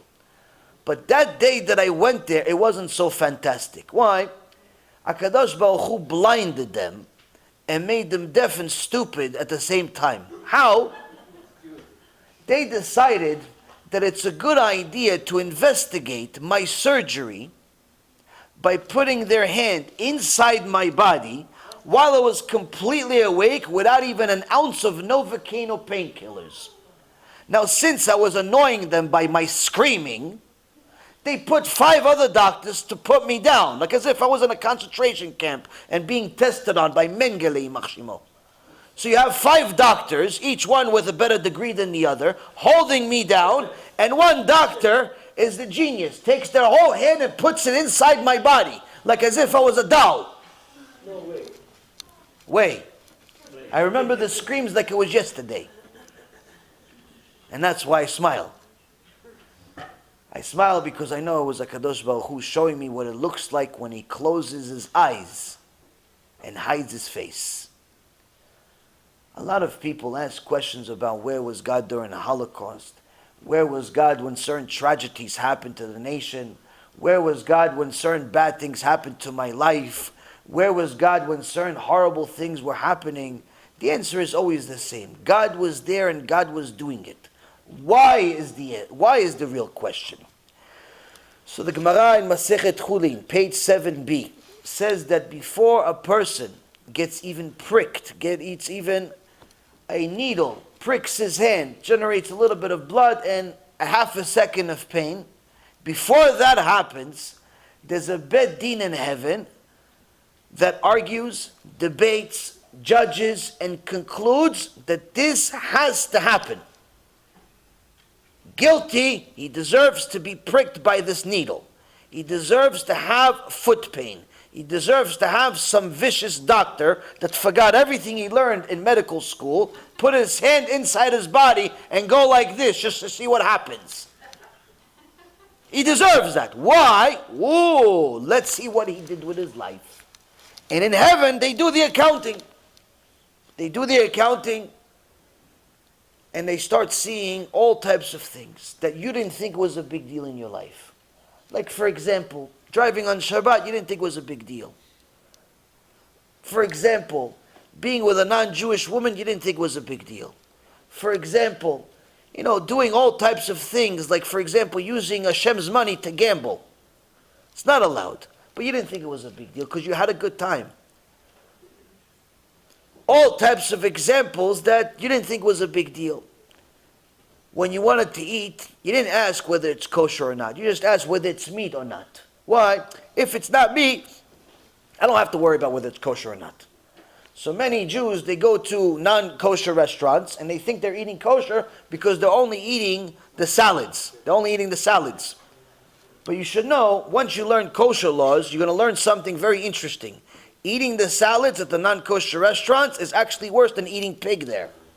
You're better off eating pig. I'm not suggesting eating pig, but you're actually better off eating pig. Why? If you eat pig, which no normal Jew eats, but if you eat pig, it's 1 sin. You eat salad, it's 6 sins. Why? Because the salad is full of worms and all types of interesting bugs that you're not allowed to eat as a Jew, and Goyim are allowed to eat. That's why they don't wash their vegetables like we wash. They wash their vegetables with water, which does absolutely nothing. They just swim. It just gives them a little swimming pool for a vacation. It doesn't actually remove the bugs. What removes the bugs? All types of salt and soap. Any Jewish woman knows that when it comes to washing vegetables, it's mamash kaparat avonot. It's mamash, you go to Gan Eden just because of the vegetables that you washed. But why? Because after you finish washing them, you see there's Yetziat Mitzrayim on your desk over there, on your table, for all the bugs that were on this lettuce. You'll go to a non-kosher restaurant, you eat a nice juicy salad, you should probably do shakol for all the meat that you're eating of the worms. So now, I didn't know this stuff. I didn't follow this stuff, and guess what? I violated this stuff. Like many other people. HaKadosh Baruch Hu wasn't happy with me because he gave me 1 chance, 2 chance, 3 chance, 4 chance, and I kept ignoring the call. Little by little, the call gets more serious, and then little by little, HaKadosh Baruch Hu shows up banging down on your door. Baruch Hashem, I realized before it was too late, I have to start changing my life. I started learning what he said, why he said it, and I started seeing that not only am I going on the wrong path, not only am I going in the wrong direction, but the right direction is much more fun. The right direction is actually going to be the one that's going to help me get the answers that I've always wanted, get the happiness that I've always tried to get, and it doesn't require money. So even though I was losing it faster than I could even imagine, it didn't matter anymore. Why? I have Torah now. In a couple of days, we have an Ilula of Rabbi Shimon Bar Yochai, called Lag BaOmer. The Gemara in Masechet Shabbat says that the story of Rabbi Shimon is something that you need to learn from. Now, there's different aspects of the story of Rabbi Shimon, but one of the interesting aspects that I just wrote an article about, hopefully B'ezrat Hashem you'll read in our website and our other pages. It's published, I think, today or tomorrow, but I'll give you a synopsis of it. The article says that at the end of the story, there's something very, very interesting to learn. Rabbi Shimon Bar Yochai, after he spoke against the Romans, saying that the only reason they developed the country, they built the bridges, they built the bathhouses, they built the tolls, the only reason they did all this stuff is for their own good, for their own pocket, to make money, not because they care about people. So when the Romans found out about this, they weren't too happy with Rabbi Shimon. They put a bounty on his head. Whoever couches Rabbi Shimon, kill him. So he hid in a cave for 13 years. And it says that even his wife did not know. Why? We learned from there, Nashim da'atam kala. Women are someone that you could influence much easier than men. Not that you could influence them because they're lesser than men, but rather because they're greater than men. Women naturally love much more than men. Men are much more selfish, more or less. Women are willing to sacrifice their life. But the problem is that once you torture the life of a woman, they're her kids and things of that nature, she could easily give up the farm because of that. That's the reason why, halachically, it's one of the reasons why a woman is not allowed to be a witness in a Jewish court. A woman is not allowed to be a soldier. If she gets chas v'shalom captured, she could disclose a lot of secrets as a result of torture. If they torture her family and things of that nature, whereas a man can withhold himself because of his emotional disconnect to some extent. Anyway, Rabbi Shimon did not tell his wife where he was hiding. He went to a cave, and because he knew that he's going to be in this cave for a long time, he wanted to make sure that just like this Keilah in Queens that gives kavod for the Torah, he wanted to give kavod for the Torah. So what did he do? He says, my clothes, I only have one outfit. I only have one outfit, and I want to make sure that I can wear it whenever I pray and whenever it's Shabbat. But if I continue wearing it every day in this cave, what's going to happen? It's going to get ripped. So what did he do? Him and his son Rabbi Elazar, they dug holes in the ground, took off their clothes, went into the holes, covered themselves with the sand, and that's how they learned Torah all day. And then they would come out of the holes when it came down to prayer and it came to Shabbat. Why? So that way they're not using the clothes too much and they could last a much longer amount of time. Now after 13 years of being under sand for 95% of the day, it doesn't look so good. Why? Because sand, for everyone that probably knows, sand is what you make glass out of. So sand against your skin for so many years doesn't look so good.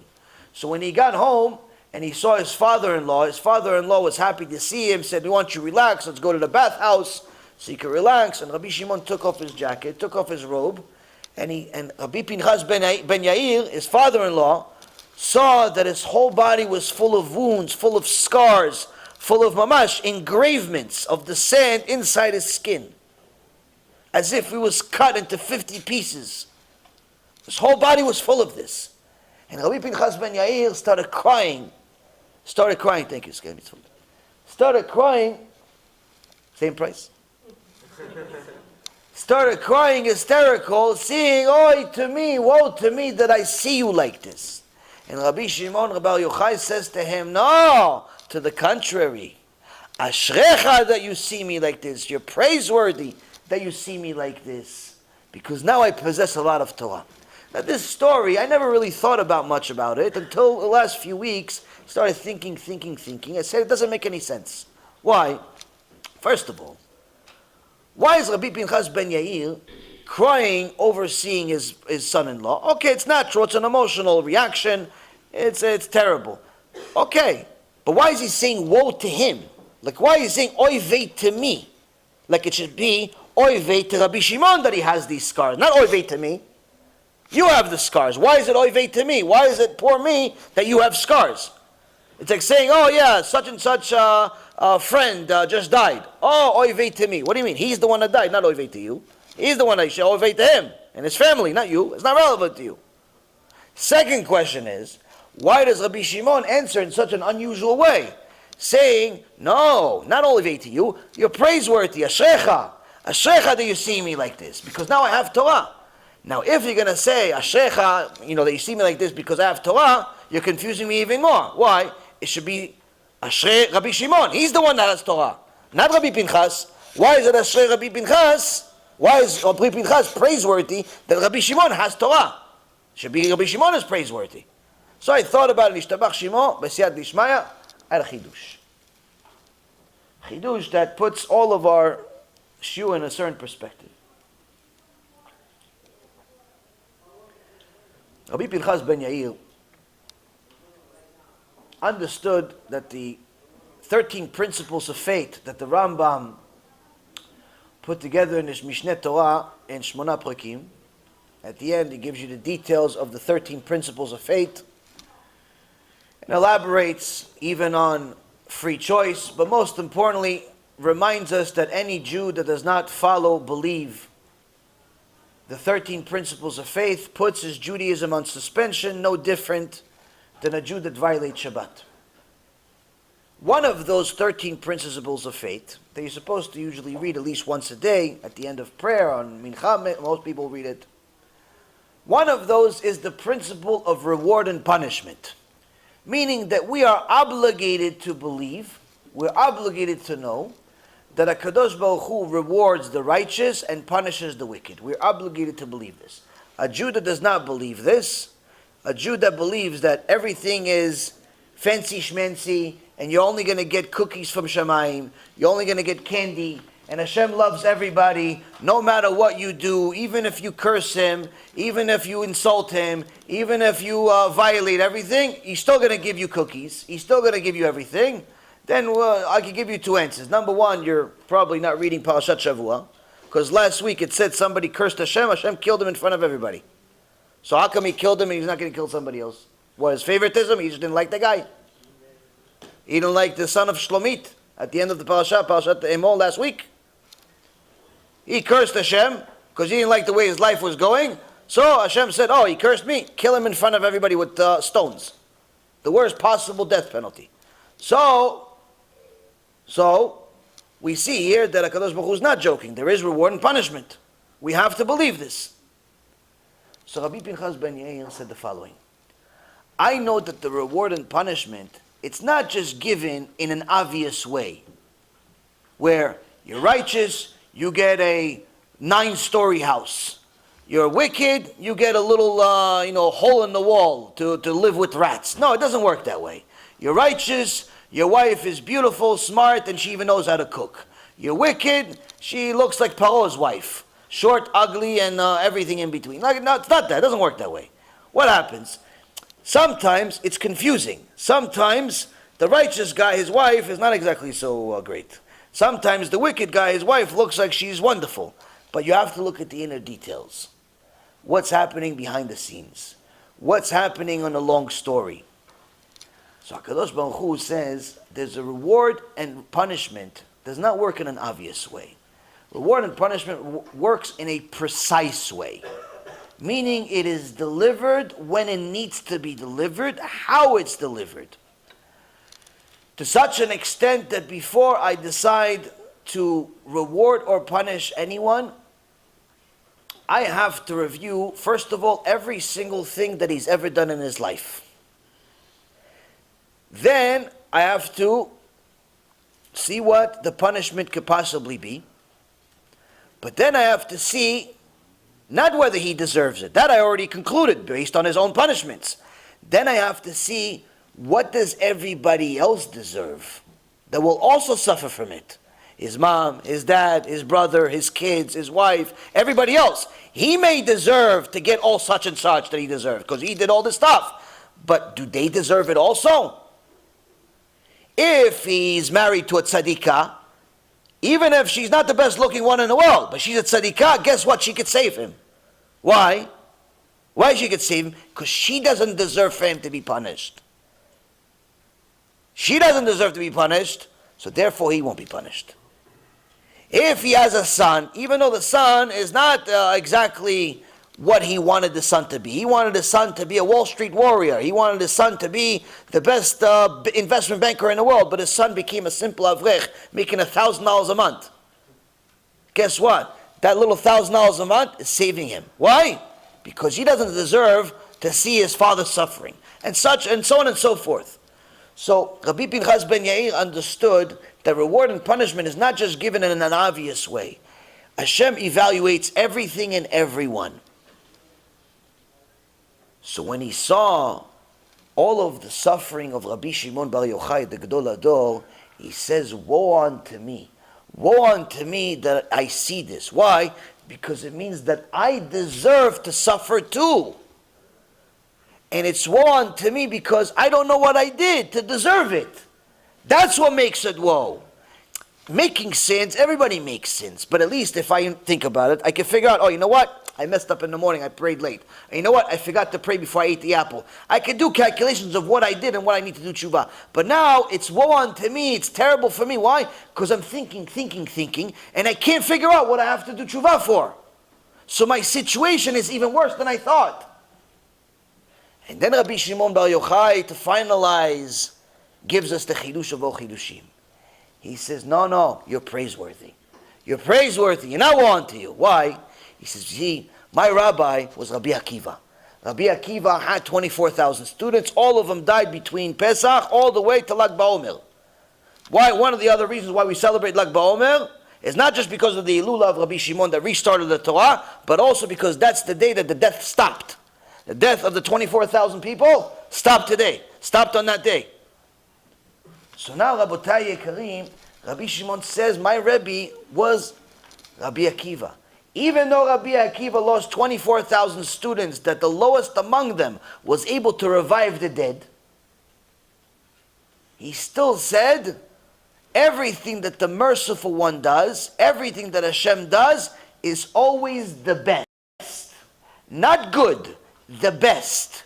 Meaning, even though HaKadosh Baruch Hu has an infinite amount of ways to take each one of us from point A to point B, whatever choice he has, whether it's a plane or a train or a car or a motorcycle or a bicycle or walking or crawling or flying, whatever it is, infinite amount of ways to take us from point A to point B, whatever he chooses is the best of all choices. And the only reason we have anxiety the only reason we get depressed, the only reason why we get all like, why? Because we're questioning his system, because we think we have a better idea than HaKadosh Baruch Hu. We think we have a better idea than him. Why? Because we see our own perspective, which is the wall in front of us. HaKadosh Baruch Hu sees behind the wall, on the side of the wall, after the wall, before the wall, at the end of the wall, even when there isn't a wall. He sees all aspects that we cannot see because we're still limited as human beings. So Rabbi Shimon Bar Yochai says to Rabbi Pinchas ben Yair, he says, you see, I learned this from Rabbi Akiva, my rabbi. And Rabbi Akiva, my rabbi, also taught me something else. He also taught me the words of Resh Lakish, who says that if you want to learn Torah, you have to sacrifice your life to the extent of dying for the Torah. Gemara Masechet Brachot. End of the Gemara, page 63b. He says you have to be willing to die for the Torah. You have to be willing to die for it. So that's the good news, Rabbi Pinchas. You see, these scars is us fulfilling the words of our Rebbe, Rabbi Akiva. We almost died for the Torah. Ishtabach Shimo. So now it's still, Rabbi Pinchas said, wait a minute, so why am I praiseworthy? Okay, you're praiseworthy. Chazak u'baruch that you have the Torah. Why are you saying I'm Ashrecha? Why are you saying Ashrecha to me? He says, all you gotta do is go look at the Masechet Rosh Hashanah. Page 25b says, praiseworthy is the generation where the bigger sages teach the smaller sages, but even more praiseworthy is the generation when the smaller sages listen to the bigger sages. You see, you witnessed the whole story here. You witnessed the whole thing. That's what makes you praiseworthy. Because now you can go teach it to the rest of Am Yisrael. You have the instruction set from HaKadosh Baruch Hu. All you got to do is first listen to it. Watch it. Think about it. Delve over it. And next thing you know, you're going to have all the answers that you could possibly want. After that, please, teach your kids this stuff. Don't send them to public school. Don't send them to go play basketball. They're not going to become the next NBA king. They're not going to become athletes. Stop kidding yourself. Jews are not supposed to be athletes. We're not supposed to be, gamblers. We're not supposed to be losers. We're supposed to be people that are connected to HaKadosh Baruch Hu, to the Torah.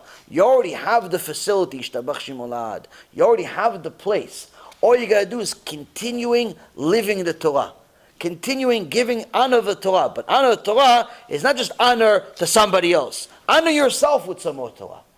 By following it, by listening to it, by reading about it. Baruch Hashem, we brought many CDs with part 1 and 2 of our Musar series. It's 27 lectures out of almost 180.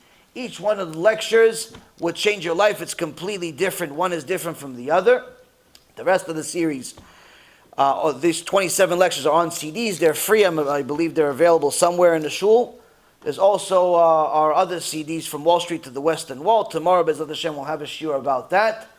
But most importantly, Rabotai, please follow us on the internet. Watch the shiurim. Every week we have 3 shiurim. Each one is different than the other. The only time I tell my personal stories when I meet new people like you. But generally, we try to have new Torah each time because the Torah is vast, it's huge, it's enormous. And every time you discover another part of it, it's such a beauty. It's so beautiful. And recently, we realized that there's a little bit of Yetzer Hara. There's a little bit of Yetzer Hara in a generation. It's called money. You guys ever hear of it? It's called Yetzer Hara, it's called money. So now in Florida, these rabbis, before I finish, I just want to tell you what we have to do to get Jews to come back from where they are to HaShem. In Florida, we have, Baruch Hashem, a lot of rabbis that work for the Erev Rav. They're very good at that. They're fantastic. They tell people to drive on Shabbat, park right in front of the shul on Shabbat, all types of things that are against Hashem. So there's a group of kids, maybe about 40, 50 kids, that have been going to a so-called Torah program for 2.5 years. Now, a Torah program, when you go to it, what are you supposed to do in this Torah program? Learn Torah. Well, I got to meet a few of them after they've been going to this Torah program for 2.5 years. And we asked him, what do you do in the Torah program? He says, we eat sushi. I said, okay, Shtabach Shimo, at least you get a nice appetite, you eat some sushi. What about that? What else? He goes, we talk about video games. I said, okay, Shtabach Shimo, video games, sushi, this sounds perfect Torah. I said, when does the Torah come in? He says, what Torah? He said, that's just on the door.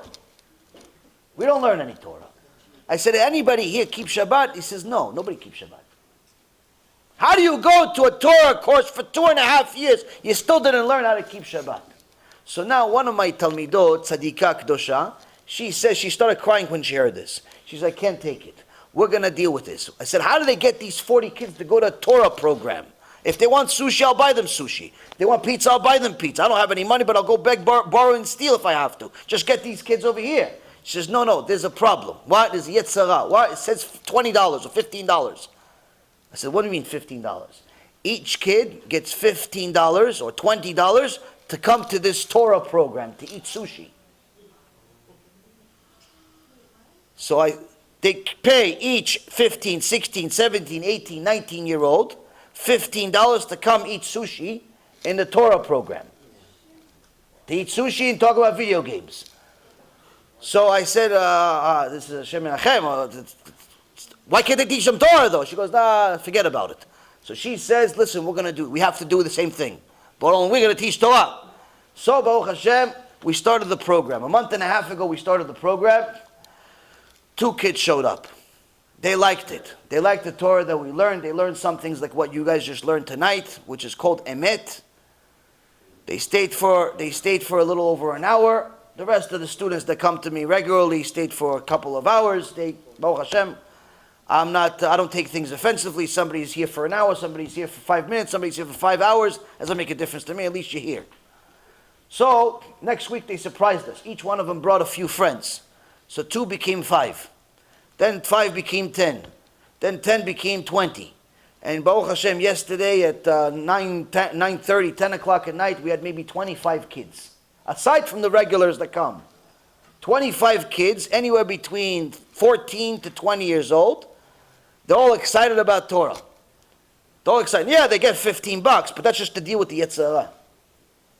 That's just to deal with the Yetzirah. Now just think about it. Okay, so now the week cost us $1,000. $1,000 just to get these kids to go learn Torah. But what do you think, HaKadosh Baruch Hu is not going to give us the money back? What are we doing? We're taking the money we don't even have to what? To go take his kids from the Gehenom they're putting themselves into and put them into Gan Eden. What do you think, Hashem's not going to pay for it? That's what I tell people all the time. If you ever want to invest in Am Yisrael. Don't ask for stock quotes. Don't ask for what Bitcoin is doing. Don't ask for what real estate project you want to buy. We have plenty of real estate. We have plenty of buildings as a nation. We don't have enough Jews. Anyone that wants to invest in the next world, where they can go up to Shemaim and say, Hashem, I have something to show for it. Yeah, I lived 70 years in this world, 80 years in this world, 120 years in this world, and I did some good things, I did some bad things, I messed up here, I messed up there, I fixed here, I fixed there, but I wasn't perfect. But you know what? I have something to show for it. What? I brought 15,000 Jews with me. Why? I helped all of these Jews do tshuva. What do you think? Hashem is going to send a person that messed up a little to Gehenom, but all of his students are going to Gan Eden? Gemara says absolutely not. It's not possible for HaKadosh Baruch Hu to send a rabbi that helped people do tshuva to Gehenom when his students are in Gan Eden. The rabbi doesn't have to be a real rabbi. It simply could be somebody that invested in another person to go do tshuva. This is what I advise each one of you. After you take those CDs, you listen to those CDs, don't leave the CD in the shelf. Give it to somebody. It costs you nothing. You want to invest. You want to invest in Bezat Hashem. You want to help people do tshuva. Welcome. We need as much as possible. We only take shares of $1 million or more though. But the reality is, Rabotai, anything you want to do it. But you could even do it for free so you don't have an excuse. Take one of the CDs, give it to a relative. Give it to a friend. Give it to an enemy, as long as they're Jewish. Give it to somebody, Ribono Shel Olam. Go on our website, take a link, go to YouTube, type my name, take any one of the shiurim. Don't even think about it. Just take any shiur, pick a shiur, send it to a bunch of people without thinking. Why? You start thinking, Yetzirah starts getting involved. Because that way, you become a partner with the HaKadosh Baruch Hu. And HaKadosh Baruch Hu says to his children, to the prophet Jeremiah, Im totzi akar mizolel kepi tiyeh. If you bring a Baal Tshuva, you bring someone precious. They used to be a luggard, used to be a sinner, used to be a rasha, but you bring him back as good, you're going to be like my mouth. What does it mean you're going to be like my mouth? Rashi says on this place, he says, Hashem says, and therefore it happens. You say, and therefore it happens. Instead of going and buying zgulot, like people buy, they go to all types of graves, they go to all types of mystical rabbis. You don't need to do any of this stuff. HaKadosh Baruch Hu has a pasuk just for you. You want your prayers to be accepted in heaven? Help his children come back home. Once you pray, Hashem says, oh, you're my partner, of course I have to do it. If I don't do it for my partner, what else am I going to do it for? What, for the Christians? Or maybe for the basketball players? So this, Rabotai, is just a little bit of advice. If you don't listen to anything else that I say, at least listen to that. If you don't listen to that, listen to everything else, whichever one you want, same price. Baruch Adonai Leolam, Amen ve'amen. Ken, Chavod. Now we have CDs. To move from here to Muncie? No, I moved prayers from over here there to by the Muncie. table. I Feel bought free to take as many as you like and pass it over to all the prayers, all right? Thank you all for coming. Okay. Is there a nice place that I could pray over there? In Muncie? Yaron Reuven. Because I know there's a lot of Jews. Yaron Reuven. Thank you. HaKadosh Baruch Hu יברך אותך, חיים ארוכים, שלמים, מלאים תורה, מצוות, רפואה שלמה, רפואת הנפש ורפואת הגוף. בעזרת I השם, want to be בעזרת השם. successful and I want to get married. הקדוש ברוך הוא יגיד לי ברכה, הצלחה, חיים ארוכים, שלמים, מלאים תורה, מצוות, גמילות חסדים וזיווג הגון בעזרת השם. אמן. רפואה שלמה. שאתה בחלום שיש לי מזל טוב מהקדוש ברוך הוא, שאני צדיק, בעזרת השם. אמן. אמן, אמן. תהיה בריא, כל טוב. Yes, of course. 92, Lubavitch. Ah, Baruch Hashem. Yes, and also, by the way, I've had this shiur in front of me, this name's in front of me the whole time, which is the Ilui Nishmat of Shlomi ben Nela Rivka and Neria Levi ben Sonia.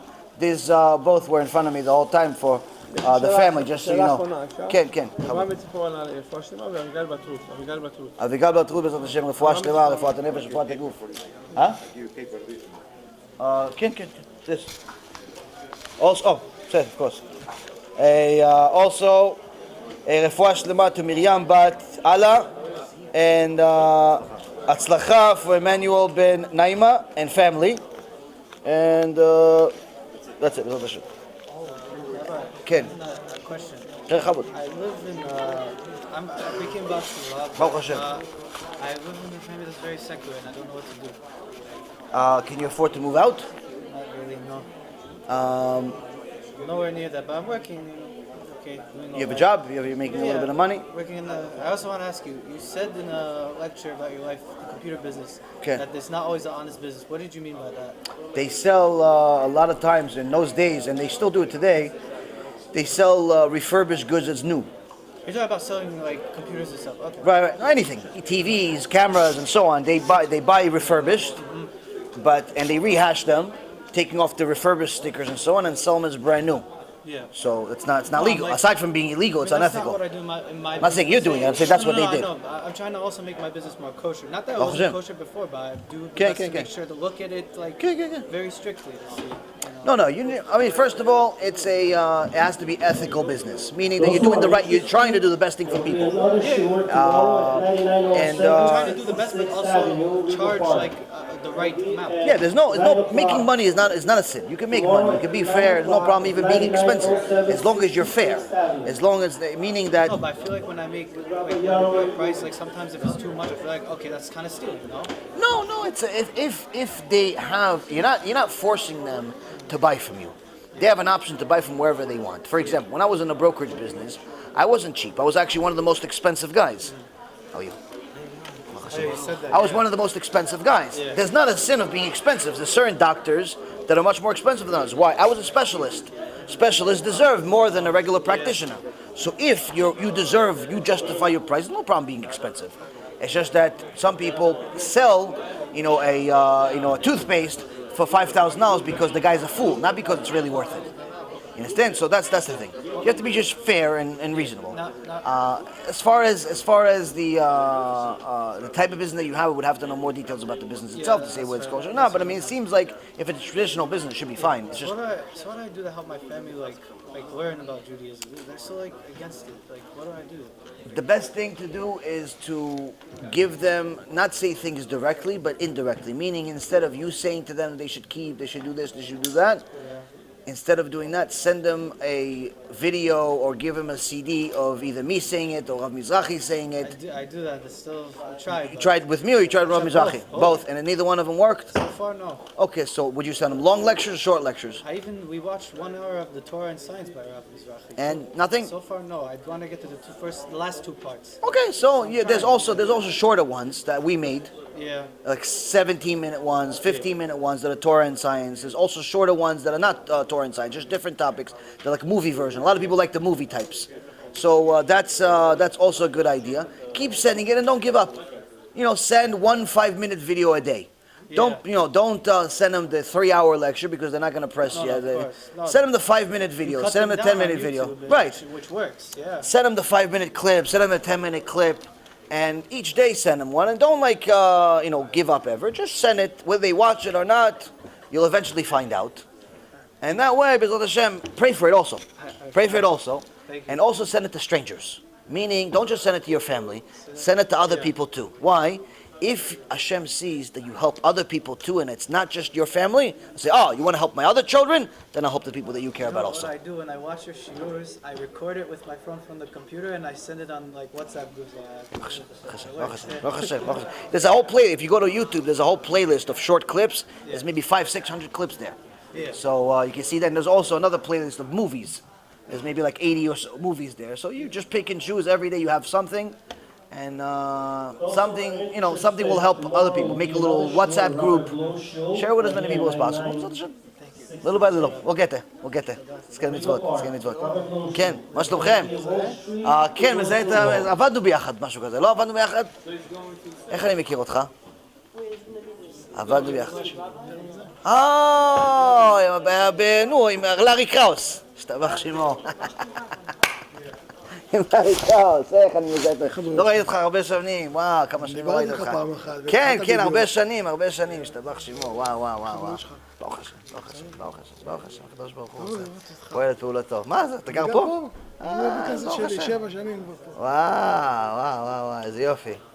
כן, ברוך השם, זה... איך אני יוצר לך קשר? יש לי את זה שלי, את הדיסק, איפה הזה? יש את מספר טלפון שלי, לא השתנה. 917-468-2324, כבר שנים השתבח שמו אותו דבר. זה לא השתנה. איפה ה-CD שלי? Do you have the CDs? Do you have my CDs somewhere? הנה, business card, here you go. The CDs are in front. הנה, אתה רואה, ואתה לא מתקשר. אתה רואה, זה השעתך. שאלתי אותך על ה... הנה, זה גם פה. אני גר בפלורידה. אז באתי לבקר קצת, ולעשות שיעורים. אבל תהיה בקשר. שלח טקסט, שלח משהו, זאת השם. בסדר. איזה טוב לראות אותך. אני לא האמנתי, אני מכיר. מה, מי, מו. אני יודע. עם אשתי. קהירה, צדקת, השתבח שמו, יש 3 ילדים, תראה הילדים הקטנים האלה. זהו, תשמע, לא שמעת את הסיפור האישי? אני שמע, אני מכיר, אתה סיפרת, אבל אני לא... הסיפור האישי הוא אחד מהסיפורים שאני אומר לך, אם זה היה סיפור שלי, לא הייתי מאמין אותו. זה היה משהו, צד השם, בסדר, תודה, כל טוב, טוב. ברוך השם, ממש לא מהמשפחה. שתהיי בריאה, שהקדוש ברוך הוא יברך אתכם. כולם בסדר? הוא כל כך חמוד, אני מתגעגע אליו, בקושי רואה אותם. השבוע שעבר ראיתי את הילדים שלי, שאלו אותי מה קורה עם הילדים, אמרתי ראיתם רבע שעה, כל השבוע ראיתי את הילדים שלי, אמרו לי, אבל אתה עובד בבית, אמרתי כן, אבל צריך הילדים של אבא, הילדים של השם, אין זמן, מה לעשות? אז אמר ברוך השם שיש שבת, ברוך השם, אבל זה ברוך השם. נגמר הדיסקים או צריכים עוד דיסקים? אני צריכה, אם אפשר... אז תגידי לי, אני אשלח לך, יש לי לזה, אשלח לך במייל ברוך השם. כמה שיותר, צריכים להפיץ את זה, מתי שזה בווייהאוס, אנשים לא עושים שובה. שלח לי חופשי. אוקיי, בסדר, זאת השם. The more the merrier. ברוך השם, תודה לכם. Thank you for all you do. I just want to get the blessing and קדוש ברוך הוא יברך אותך. thank you. You do Arabit? I did already with you guys earlier, before the shiur. Oh, okay, בסדר, so we'll go on the other side. Let me just take a picture for the בסדר. followers. בסדר. Be inspired. ברוך And I השם. would like to get some blessing from you if הקדוש possible. ברוך to הוא give you strength יברך to אותך, go ייתן לך חיים ארוכים, שלמים, מלאים תורה, מצוות, גמילות חסדים, חיים טובים, ובעזרת השם רפואה שלמה, רפואת הנפש, רפואת הגוף, וכל מעשי ידיך יצליחו בעזרת השם. Thank you. This year, I don't know what happens. Crazy allergy. I don't know what's happening. בעזרת השם, אז רפואה שלמה, Thank you so ברור much. שכיוונתי. Thank you. ברור שכיוונתי. בעזרת השם. Should I?